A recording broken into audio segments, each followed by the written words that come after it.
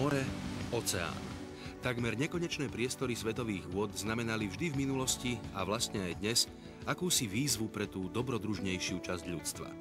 Novodobí moreplavci však hľadajú v šírých morských diaľavách skôr naplnenie vlastných predstáv a túžob okorenených o čaro dávno zašlých priekopníckych čias. Tam niekde asi možno zaradiť aj členov slovenskej expedície, ktorej cieľom bolo prekonať vzdialenosť medzi španielským prístavom Benalmadena a pozdĺž marockého pobrežia dosiahnuť a preskúmať Kanárske ostrovy. Motorová jachta Nikola Jane teda úspešne dorazila do Gibraltárskeho prístavu a ocitla sa na rozhraní dvoch kontinentov, toho európskeho a exotickej Afriky. Pred odpútaním od pevniny sa jej ako posledné útočisko naskytla paradoxne práve kolónia bývalej ostrovnej ríše Gibraltar. Ten sa podujal na úlohu pripraviť našu expedičnú výpravu na prechod do úplne iných podmienok, ako ich poznáme zo starej dobrej Európy. V námorníckom svete je základom všetkého kvalitná deskriptívna príprava a najmä dostatok pohonných látok. A preto hlavnou úlohou pred vyplávaním bolo naplniť naftou všetko, čo sa len dalo. A potom už len smer Atlantik a jeho nástrahy čakajúce niekde vpredu na nič netušiacu posádku.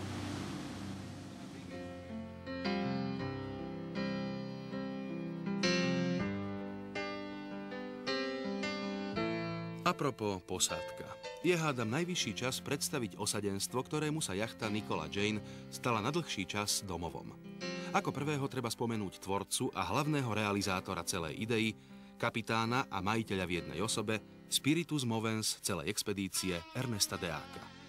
Hlavný lodivod a jediný predtým moraskúsený a inak na slovo skúpy človek Alexander Šaňo Varga. Ďalší z posádky by sa dal, okrem toho, že mu prischol titul nočného kormidelníka, charakterizovať terminológiou troch pátračov ako Vladimír Repka, záznamy a výskum. Lodný kameraman a vynálezca fenoménu lievik Igor Marko známy aj svojimi optimistickými predstavami o arabskom západe. Peticu námorníkov uzatvára najmladší člen poverený významnou funkciou, plavčík a zvratko Matej Rychnák.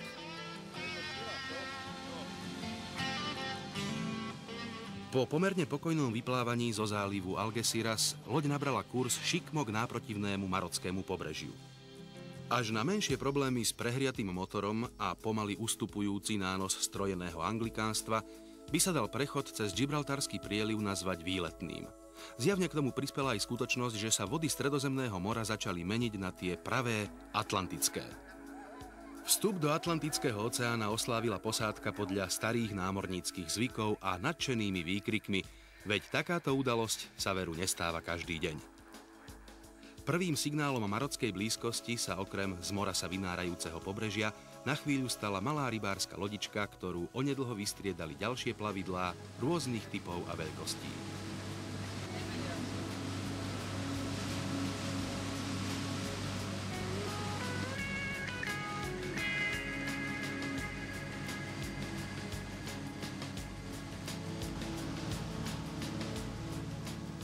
Celá plavba trvala asi 5 hodín a počas nej bol rýchlejší než Nikola Jane len jeden trajekt. Obrovská loď prepravujúca množstvo ľudí, aut či autobusov. Tesne pred vchodom do prístavnej zátoky sa do nej vrútil, ako by sa bál, že s motorovou jachtou sa tam už nezmestí.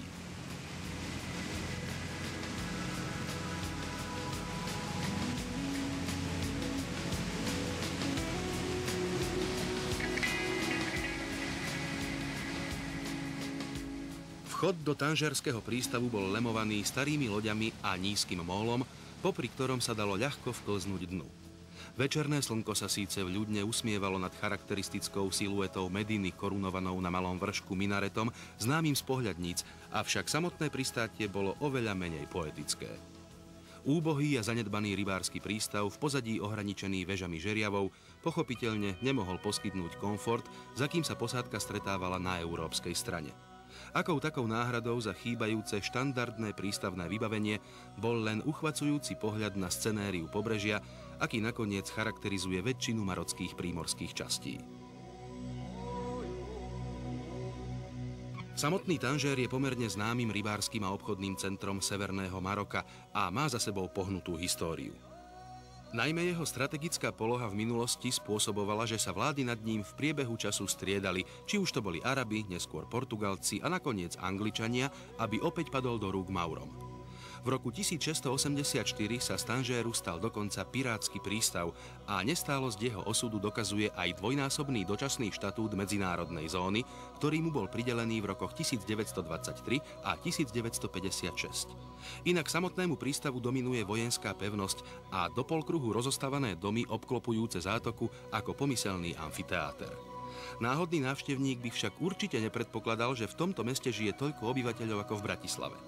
Čulý ruch, ktorý z prístavu zaznieval dlho do noci a najmä dojem a skúsenosti s absolvovanými úradnými formalitami dali tušiť, že tvrdá marocká realita má veľmi ďaleko od turistami obľubovaných miest v hermeticky uzavretých dovolenkových rezortoch.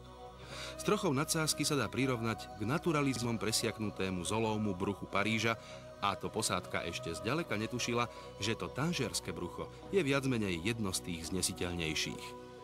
A to aj napriek tomu, že sa musela zmieriť s nečakaným odobratím cestovných pasov a ich výmenou za tzv. Dočasné pri večernej návšteve Medíny, Starého mesta. Aj táto skúsenosť bola jednou z príčin, prečo Nicola Jane zotrvala v tanžérskom prístave iba jednu noc, počas ktorej musela posádka okrem doteraz neobvyklých nočných služieb venovať čas aj príprave na nasledujúcu plavbu.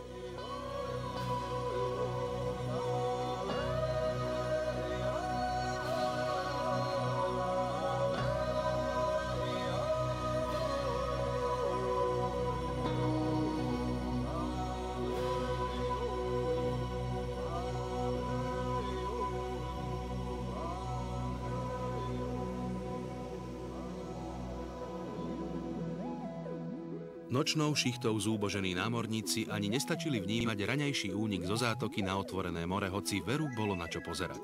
Počasie bolo nádherné a vodná plocha sľubovala dobrú plavbu.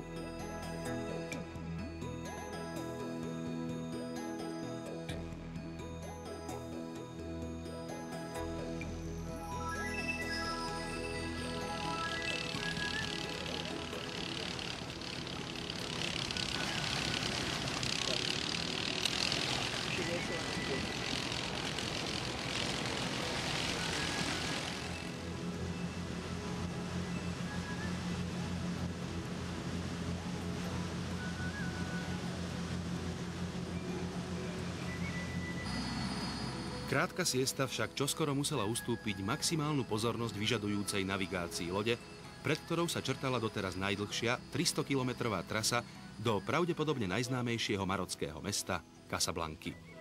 Tentoraz bola loď o poznanie ľahšia, keďže jej pasažieri museli podstúpiť svojráznú redukčnú kúru prístavných úradov, ktorá spočívala v odľahčení finančných zásob, ako aj slušného množstva whisky a cigariet, ako protihodnotu za predchádzajúci milý jednodňový pobyt.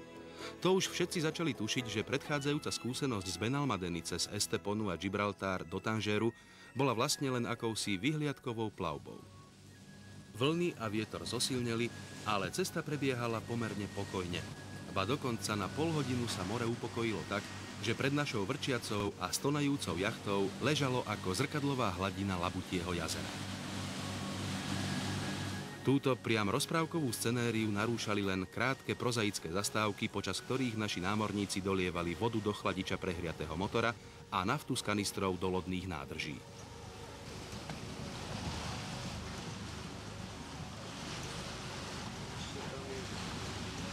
To preleje do jednej bandasky všetko. Piatich tam bude aspoň. Loď sa šinula vo vzdialenosti približne 10 míľ od pobrežia priemernou rýchlosťou okolo 10 uzlov za hodinu, takže bolo možné dôkladne sledovať kontúry marockej krajiny. Nepríjemný vietor a najmä pomerne veľké teplotné rozdiely v tieni a na slnku však robili celú plavbu úmornou. Našťastie príznaky morskej choroby, ktorá signalizovala svoju prítomnosť počas plavby z Benalmadeny do Estepony, sa už neukázali. Keďže tentoraz išlo o prekonanie väčšej vzdialenosti ako obyčajne, naša jachta mala prejsť poprvý raz skúškou nočnej plavby. Tu bolo priam hmatateľné badať ten kontrast. Osamotený, slabý človek, v konfrontácii s nesmiernou silou a energiou morského živlu na pozadí nekonečnosti priezračnej oblohy posiatej miliardami hviezd. Iba zo pár lodičiek marockých rybárov robilo Nicole Jane morský špalier, až kým sa z diaľky ako nezvyčajný maják nevynorila väža svetoznámej kasablanskej mešity. Konečne nad ránom po 19 hodinách loď vplávala do temného prístavu, kam ju nekompromisne vohnali pomerne vysoké vlny.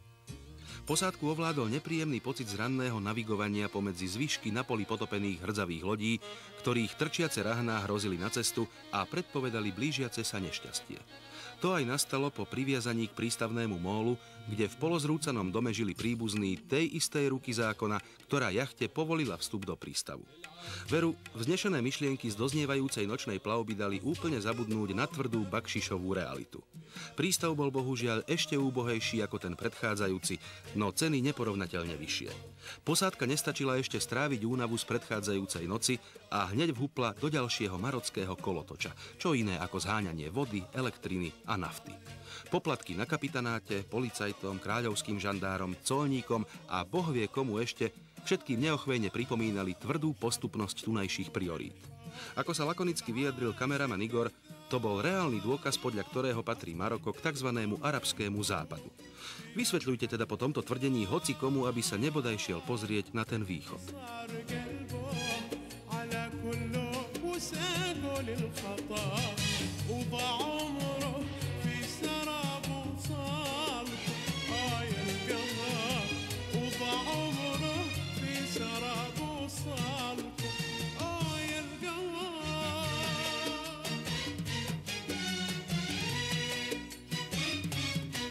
Postupne sa však veci začali vyjasňovať a pomaly sa všetkým čudná situácia, v ktorej sa posádka ocitla, už nezdala taká čudná, okolité hopkajúce choré čajky až také choré a znesiteľný bol dokonca aj taký fenomén, akým nepochybne je marocký prístavný pes. Ako by povedal britský spisovateľ Jerome Klapka Jerome, bol to pes plného tela s pekne vyvinutým hrudníkom. Napriek všetkému, ruch prístavu nestačil úplne zakryť v pozadí sa vynárajúce budovy modernej Casablanky.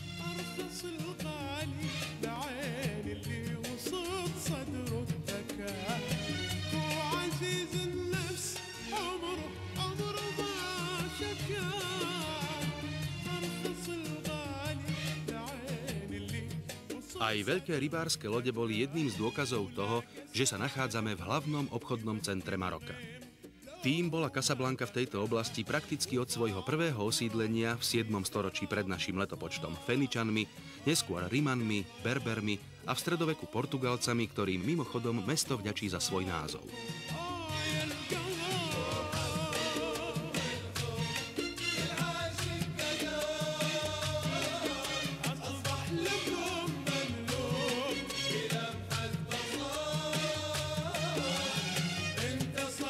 Hlavnú pýchu mesta, Veľkú mešitu, dal na konci 18. storočia postaviť sultán Mohamed ibn Abdellah, ktorý po ničivom zemetrasení nechal mesto znova vybudovať. Umelý prístav je zas dielom francúzskych architektov, čo bol vlastne ďalší z krokov komercionalizácie samotnej Casablanky. Zatiaľ niektorí členovia posádky využívali čas a opravovali všetko, čo sa v posledných hodinách pokazilo. Najmä motor dostal poriadne zabrať a preto mu venovali zvláštnu starostlivosť.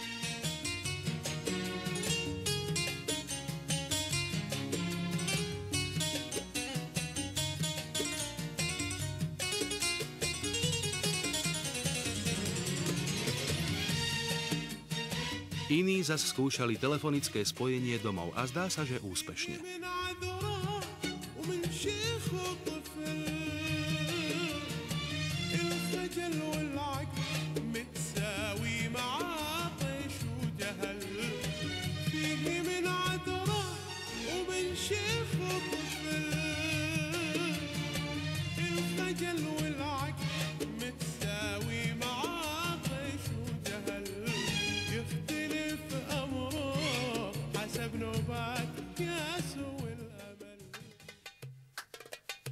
Hlavnú pečať Casablanke pochopiteľne vtlačil islam, no európsku prítomnosť tu bolo cítiť prostredníctvom bohato využívanej francúzštiny prakticky všade. Casablanka je jednoducho mesto kontrastov.